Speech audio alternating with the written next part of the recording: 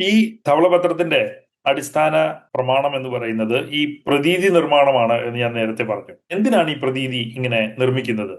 ഇത് തെരഞ്ഞെടുപ്പിന് മുൻപ് തെരഞ്ഞെടുപ്പ് ജയിക്കുന്നതിന് വേണ്ടി ഉപയോഗിച്ച ഒരു തന്ത്രമാണെങ്കിൽ നമുക്ക് മനസ്സിലാക്കാമായിരുന്നു. പക്ഷേ ഈ തെരഞ്ഞെടുപ്പ് കഴിഞ്ഞും ഈ പ്രതീതി നിർമ്മാണം തുടരുന്നു എന്ന് വരുമ്പോൾ അതിനർത്ഥം വരുന്നത് ഈ ക്രൈസിസ് ആസ് എൻ ഓപ്പർച്യൂണിറ്റി, അല്ലെങ്കിൽ there is no alternative, TINA എന്ന് നമ്മൾ നേരത്തെ വിളിച്ച ആ ഒരു തന്ത്രം ഇവിടെയും പ്രയോഗിച്ചുകൊണ്ട് പിൻവാതിലിൽ കൂടി അല്ലെങ്കിൽ ചിലപ്പോൾ മുൻവാതിലിൽ കൂടി തന്നെ ചില പുതിയ പരിഷ്കരണ നടപടികൾ കൊണ്ടുവരുന്നതിന് വേണ്ടിയിട്ടുള്ള ശ്രമമാണ് എന്ന് നമുക്ക് വ്യക്തമായിട്ട് മനസ്സിലാകുന്നു എന്ന് എനിക്ക് തോന്നുന്നുണ്ട്. ഒരു പുതുയുഗ കേരളത്തിന്റെ നിർമ്മാണത്തിന് വേണ്ട ഒരു സ്ട്രാറ്റജി എന്ന രൂപത്തിൽ അവതരിപ്പിക്കുന്നത് എന്താ?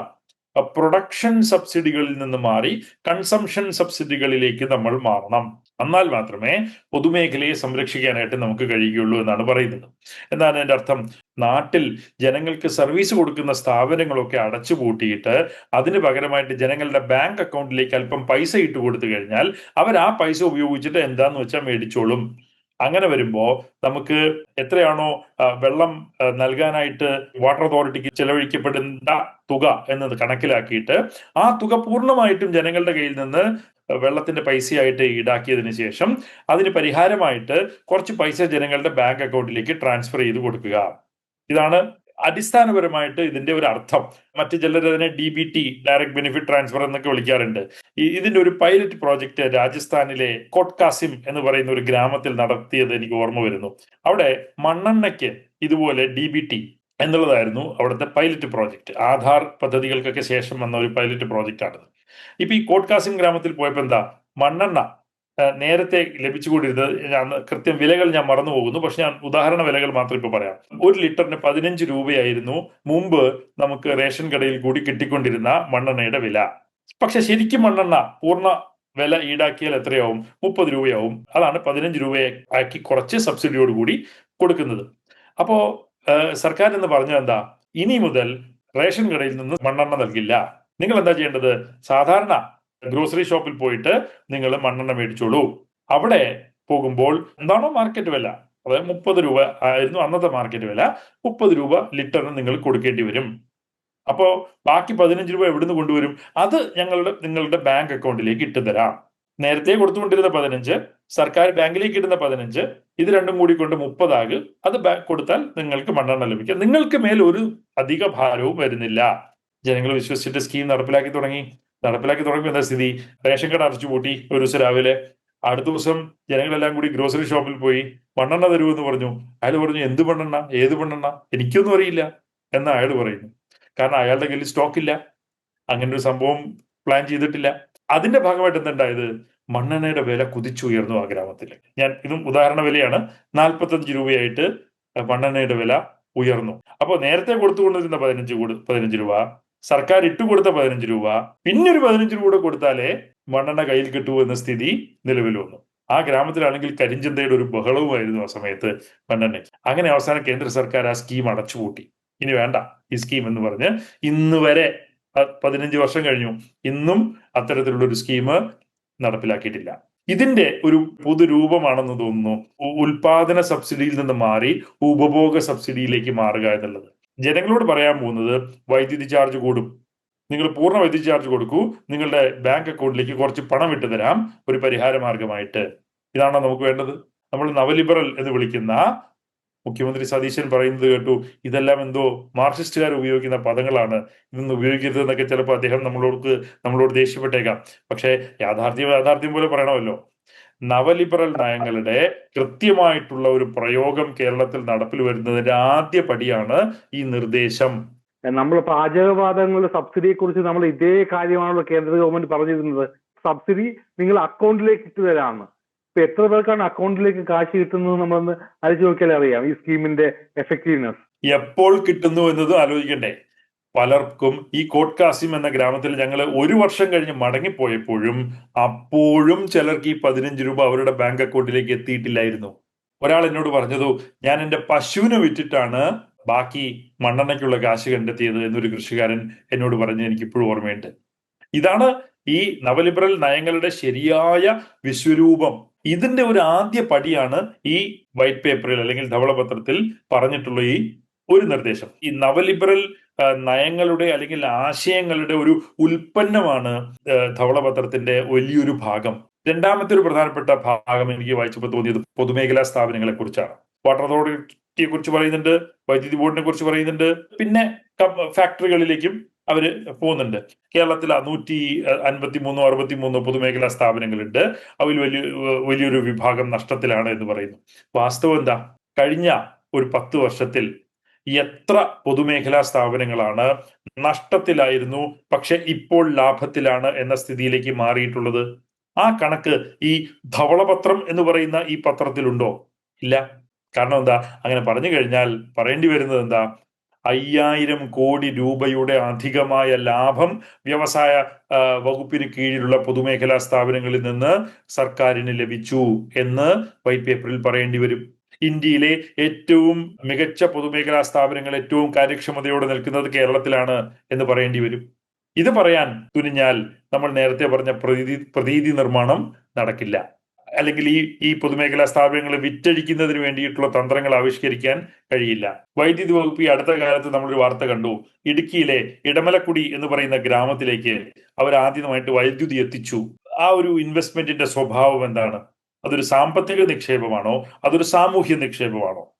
അതൊരു സാമ്പത്തിക നിക്ഷേപമാണ് എന്ന് മാത്രമായി കണ്ടു കഴിഞ്ഞാൽ ഇടമലക്കുടിയിലെ ആദിവാസി കുടുംബങ്ങളിൽ നിന്ന് കൃത്യമായി വൈദ്യുതി ചാർജ് പിരിച്ച് ആ നഷ്ടം നികത്തേണ്ടി വരില്ലേ? പക്ഷെ അതൊരു സാമൂഹ്യ നിക്ഷേപമാണ് എന്ന് കണ്ടു കഴിഞ്ഞാൽ, അത് ജനങ്ങൾക്ക് കൊടുക്കേണ്ട ഒരു അവകാശമാണ് എന്ന രൂപത്തിൽ കണ്ടു കഴിഞ്ഞാൽ നമ്മൾ ആ വർത്തമാനം പറയില്ല. അതുപോലെ വളരെ റിമോട്ട് ആയിട്ടുള്ള ഒരു ഗ്രാമത്തിലേക്ക് രാത്രി 8 മണിക്ക് പോകുന്ന ഒരു KSRTC ബസ്, ആ പ്രദേശത്ത് എത്താൻ ആ ബസ് മാത്രമേ അവർക്ക് ആശ്രയമായിട്ടുള്ളൂ. അങ്ങനെ വരുമ്പോൾ നിങ്ങൾ അതിനെ സാമ്പത്തിക നിക്ഷേപമായി കണ്ടു കഴിഞ്ഞാൽ നിങ്ങൾ ആ ബസ് വേണ്ട എന്ന് തീരുമാനിക്കും. പക്ഷെ സാമൂഹ്യ നിക്ഷേപമായി കണ്ടു കഴിഞ്ഞാൽ നഷ്ടമായാലും കുഴപ്പമില്ല, ആ ബസ് വേണം എന്ന് തീരുമാനിക്കും. ഇതാണ് ഇടതുപക്ഷ നയങ്ങളും നവലിബറൽ നയങ്ങളും തമ്മിലുള്ള അടിസ്ഥാനപരമായിട്ടുള്ള ആശയപരമായിട്ടുള്ള വ്യത്യാസം. കഴിഞ്ഞ ഓരോ വർഷവും കേരളത്തിലെ പൊതുമേഖലാ സ്ഥാപനങ്ങളുടെ മൊത്തം മൂല്യവർദ്ധനവ് 15% കണ്ട് വളർന്നിരുന്നു എന്ന കണക്ക് ധവളപത്രത്തിൽ പറയേണ്ടി വരും. അതേസമയം ഗുജറാത്തിലെ കണക്ക് പറയേണ്ടി വരും, നെഗറ്റീവ് ആണ് ഗ്രോത്ത് റേറ്റ്. അതുപോലെ തന്നെ മഹാരാഷ്ട്രയിലെ കണക്ക് പറയേണ്ടി വരും, നെഗറ്റീവ് ആണ് അവരുടെ വാല്യൂ അഡീഷന്റെ ഗ്രോത്ത് റേറ്റ് പൊതുമേഖലാ സ്ഥാപനങ്ങളുടെ. കേരളത്തിൽ എത്ര? +15% വളർച്ച, അത് പറയേണ്ടി വരും. അപ്പോൾ വിറ്റഴിക്കാൻ പറ്റില്ല. ഇതാണ് പ്രശ്നം. മൂന്നാമത്തെ ഒരു പ്രധാനപ്പെട്ട പ്രശ്നം, കടം കൂടുന്നു എന്നൊക്കെ അലമുറയിട്ട് വിളിക്കുന്ന ഒരു ധവളപത്രമാണല്ലോ ഇത്. പക്ഷെ ഇതേ ധവളപത്രം തന്നെ കൂടുതൽ കടമെടുക്കാനുള്ള 2 സൂത്രവാക്യങ്ങൾ ഒളിപ്പിച്ചു വെച്ചിട്ടുണ്ട് എന്ന് സൂക്ഷിച്ചു വായിച്ചാൽ മനസ്സിലാവും. ഒന്നെന്താ?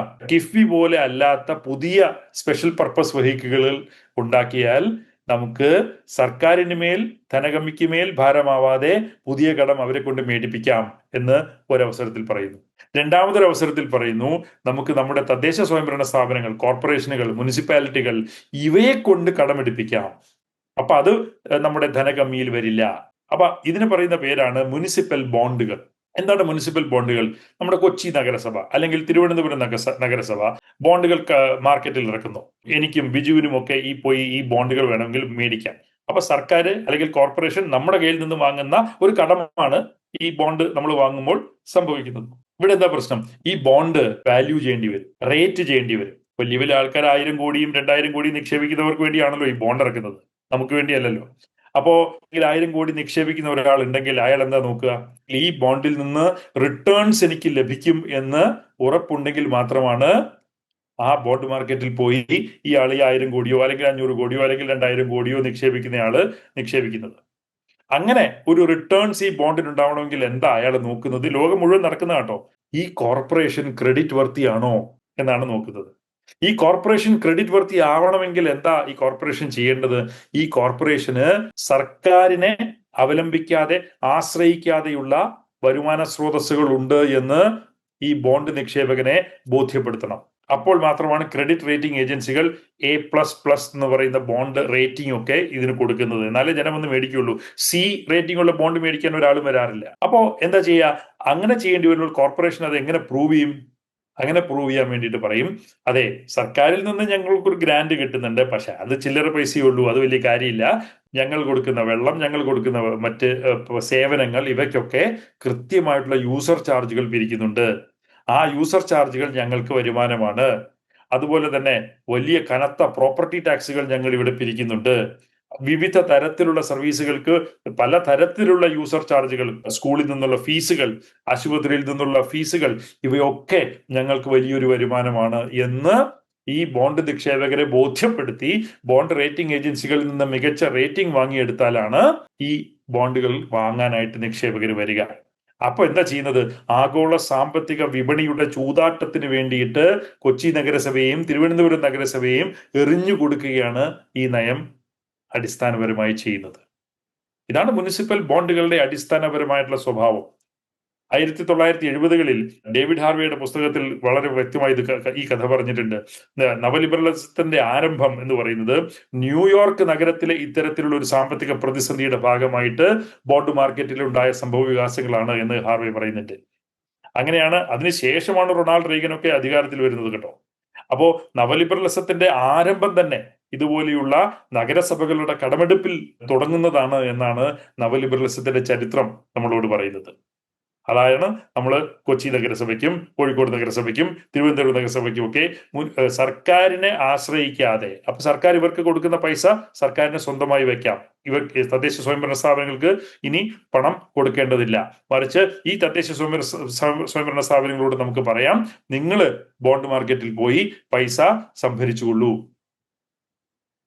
ഈ കളത്തിന് ധവളപത്രത്തിന് കുഴപ്പമില്ല കേട്ടോ. ഇവിടെ കടഭാരത്തിന്റെ പ്രശ്നം ധവളപത്രം പറയുകയില്ല. അല്ലെങ്കിൽ പുതിയ സ്പെഷ്യൽ പർപ്പസ് വെഹിക്കിൾ വേണം എന്ന് പറയുമ്പോൾ അവിടെ മൂലമുണ്ടാവുന്ന കടഭാരത്തിനെ കുറിച്ചും ധവളപത്രത്തിന് പ്രശ്നമൊന്നുമില്ല. പക്ഷേ ബാലഗോപാലിന്റെയും തോമസ് ഐസക്കിന്റെയും സർക്കാരുകൾ കടഭാരം ഉണ്ടാക്കിയെന്ന് പറയും. ഇത് ഈ ഒരു ഇരട്ടത്താപ്പ് നമുക്ക് വ്യക്തമായിട്ട് കാണാം. പക്ഷേ കൂടുതൽ സീരിയസ് ആയിട്ട് പറഞ്ഞു കഴിഞ്ഞാൽ, ഞാൻ നേരത്തെ സൂചിപ്പിച്ച ഈ ഉൽപാദന സബ്സിഡികളിൽ നിന്ന് ഉപഭോഗ സബ്സിഡികളിലേക്കുള്ള മാറ്റം, അതുപോലെ പൊതുമേഖലാ സ്ഥാപനങ്ങളെ വിറ്റഴിക്കാനുള്ള തീരുമാനം, അതുപോലെ തന്നെ പൊതുമേഖലാ സ്ഥാപനങ്ങൾ കൂടുതൽ യൂസർ ചാർജുകളും ഒക്കെ പിരിച്ച് കാര്യക്ഷമതയുള്ളതായി മാറണമെന്ന് പറയുന്ന ആ ഒരു സംഗതി, അതുപോലെ തന്നെ നമ്മളിപ്പോ പറഞ്ഞ ഈ മുനിസിപ്പൽ ബോണ്ടുകളുടെ വിഷയം, ഇതെല്ലാം കാണിക്കുന്നത് ഈ crisis as an opportunity, there is no alternative എന്ന് പറയുന്ന ഈ ഒരു പുകമറയ്ക്കുള്ളിൽ നിന്നുകൊണ്ട് കേരളത്തിന്റെ സാമ്പത്തിക നയങ്ങളെ കൃത്യമായിട്ടുള്ള ഒരു നവലിബറൽ ആശയത്തിലേക്ക് നടത്തിക്കൊണ്ടു പോകുക എന്ന ഒരു പ്രവർത്തനമാണ്, അല്ലെങ്കിൽ അതിനുള്ളൊരു വാതിൽ തുറക്കുക എന്ന വിഷയമാണ് ഈ ധവളപത്രം ചെയ്തു വെക്കുന്നത്. ഇനി അങ്ങോട്ട് നടക്കാൻ പോകുന്നത് എന്താ? ഈ ധവളപത്രത്തിന്റെ ഒരു പേജിൽ പറയുന്നു, ഒട്ടേറെ പേർ ഞങ്ങൾ കുറേ ആശയങ്ങൾ തന്നിട്ടുണ്ട്, അതൊന്നും ഞങ്ങൾക്ക് ഇവിടെ പറയാനായിട്ട് സാധിച്ചിട്ടില്ല, അതൊക്കെ മറ്റൊരു അവസരത്തിൽ പറയാം എന്ന് പറഞ്ഞുകൊണ്ട് മാറ്റിവെച്ചിരിക്കുകയാണ്. ചില കാര്യങ്ങളെ പുതിയൊരു സമിതിയെ വെച്ച് കാര്യങ്ങൾ നടത്തണം എന്നും പറഞ്ഞു വെക്കുന്നുണ്ട്. എന്താണ്? പൊതുവിലുള്ള ആശയങ്ങളെ വളരെ സ്പെസിഫിക് ആയിട്ടുള്ള രീതിയിൽ നടപ്പിൽ വരുന്നതിന് വേണ്ടിയിട്ട് ചില പുതിയ സമിതികൾ അല്ലെങ്കിൽ കമ്മിറ്റികൾ കൂടി നിലവിൽ വരും. അവരുടെ നിർദ്ദേശങ്ങളുടെ അടിസ്ഥാനത്തിൽ ഒരു പുതിയ സാമ്പത്തിക ദിശ ഇവിടെ ഉണ്ടാവാൻ സാധ്യതയുണ്ട് എന്നുള്ളതാണ് ഞാൻ കാണുന്നത്. അതിന്റെ ഭാഗമായിട്ടാണ് ആസൂത്രണ ബോർഡിന്റെ കാര്യം പറഞ്ഞത്. ഞാൻ അവിടെ ഒരു അംഗമായിരുന്നത് കൊണ്ട് എനിക്ക് അത് പറയാതെ വയ്യ. ആസൂത്രണ ബോർഡിനെ ഇന്ന് നടത്തുന്ന പ്രവർത്തനങ്ങളിൽ നിന്ന് മാറ്റി വെറും ഒരു തിങ്ക് ടാങ്ക് ആക്കി മാറ്റണം എന്നാണ് ആവശ്യപ്പെടുന്നത്. അല്ലെങ്കിൽ വെറും ഒരു ചിന്താ സംഘം മാത്രമായിട്ട് ആസൂത്രണ ബോർഡിനെ ചുരുക്കണം എന്നാണ് ആവശ്യപ്പെടുന്നത്. ഇത് തന്നെയാണ് മോഡി ചെയ്തത് കേട്ടോ. പ്ലാനിംഗ് കമ്മീഷൻ അടച്ചുപൂട്ടി നീതി ആയോഗ് ഉണ്ടാക്കിയപ്പോൾ ഈ നീതി ആയോഗ് ഒരു ചിന്താ സംഘമായി പ്രവർത്തിച്ചാൽ മതി എന്നാണ് മോദി പറഞ്ഞത്. അത് തന്നെയാണ് ഇപ്പോൾ ഈ ധവളപത്രവും ആസൂത്രണ ബോർഡിനോട് പറയാൻ ശ്രമിക്കുന്നത്. ഇങ്ങനെ പറഞ്ഞു കഴിഞ്ഞാൽ എന്താ സംഭവിക്കുക? ഈ ആസൂത്രണ ബോർഡ് എല്ലാ വകുപ്പുകളുമായും ചർച്ച ചെയ്ത്, എല്ലാ വകുപ്പ് മേധാവികളുമായും ചർച്ച ചെയ്ത് ഒരു സ്ട്രാറ്റജിയുടെ അടിസ്ഥാനത്തിൽ നിർമ്മിക്കുന്ന പ്ലാനുകൾ മാറി വി ഡി സതീശൻ എന്ന ധനകാര്യമന്ത്രി നിശ്ചയിക്കുന്ന പദ്ധതികൾ മതി, അല്ലെങ്കിൽ നിശ്ചയിക്കുന്ന ആൾക്കാർക്ക് പണം നൽകിയാൽ മതി എന്ന സ്ഥിതി ഇവിടെ നിലവിൽ വരും. അത് ജനാധിപത്യത്തിന്റെ തന്നെ ഒരു ദുർബലപ്പെടലായിട്ടാണ് നമുക്ക് കാണേണ്ടി വരിക. അപ്പൊ ഇങ്ങനെ പല വിധത്തിലുള്ള നവലിബറൽ ആശയങ്ങൾ ഈ ധവളപത്രത്തിൽ കാണാം. അതിന്റെ ഒരു തുടക്കമായി മാത്രമാണ് ഞാൻ ഇതിനെ കാണുന്നത്. ഇനി അങ്ങോട്ടുള്ള ദിവസങ്ങളിൽ കൂടുതൽ കനത്ത രീതിയിൽ ഇതിന്റെ നടപ്പിൽ വരുത്തൽ കേരളത്തിൽ ഉണ്ടാവും എന്ന് ഞാൻ പ്രതീക്ഷിക്കുകയാണ്. നമ്മൾ ഇൻഷുറൻസ് ബേസ്ഡ് ആയിട്ടുള്ള ഒരു ആരോഗ്യ രംഗത്തേക്ക് കേരളത്തെ കൊണ്ടുപോകുന്നു എന്നുള്ളൊരു ഭയമുണ്ട്. ഈ ഭയത്തിന്റെ മറ്റൊരു പശ്ചാത്തലം എന്ന് പറയുന്നത്, കേരളത്തിലേക്ക് വൻതോതിൽ KKR പോലുള്ള ബ്ലാക്ക് സ്റ്റോൺ പോലുള്ള കമ്പനികൾ ഇവിടുത്തെ സ്വകാര്യ ആശുപത്രികൾ വാങ്ങിച്ചു കൂട്ടുന്നു എന്നുള്ള ഇതുണ്ട്. അപ്പൊ 25 ലക്ഷം രൂപ വരെ ഈ ആരോഗ്യ ഇൻഷുറൻസ് പ്രൊവൈഡ് ചെയ്യുന്നു എന്നൊരു സർക്കാർ പറയുമ്പോൾ, അല്ലെങ്കിൽ അങ്ങനെ അതിലേക്കാണ് ഞങ്ങൾ പോകുന്നത് എന്ന് ഒരു കാർഡ് കാണിക്കുമ്പോൾ അത് ഭയപ്പെടുത്തുന്ന ഒരു കാര്യമല്ലേ? എങ്ങനെയാണ് താങ്കൾ ഒരു സാമ്പത്തിക വിദഗ്ധൻ എന്ന നിലയിൽ ഇത് നോക്കിക്കാണുന്നത്? കേരളത്തിന്റെ പൊതുജനാരോഗ്യ മേഖലയെ തകർക്കുന്നതിന് വേണ്ടിയിട്ടുള്ള ഗൂഢാലോചനകൾ പല കോണുകളിൽ നിന്ന് കുറച്ചു കാലമായി തന്നെ നടക്കുന്നുണ്ട് എന്നുള്ളതാണ്. കേരളത്തിന്റെ സ്കൂളുകളെ തകർക്കുന്നതിന് വേണ്ടിയിട്ട് എയ്ഡഡ് മാനേജ്മെന്റുകളും സ്വകാര്യ സ്കൂളുകളും ശ്രമങ്ങൾ തുടങ്ങിയിട്ട് കുറെ കാലമായി. അതിപ്പോ ആശുപത്രി മേഖലയിലും പൊതുമേഖല ആശുപത്രികളെയും പൊതുജനാരോഗ്യ ക്ലിനിക്കുകളെയും ഒക്കെ തകർക്കുന്നതിന് വേണ്ടിയിട്ട് ഇവിടുത്തെ സ്വകാര്യ ആശുപത്രി ഭീമന്മാരെ സഹായിക്കുന്നതിന് വേണ്ടിയിട്ട് ഒരു വലിയ പദ്ധതി കുറെ കാലമായിട്ട് തന്നെ തയ്യാറായി വരുന്നുണ്ടായിരുന്നു എന്നാണ് ഞാൻ മനസ്സിലാക്കുന്നത്.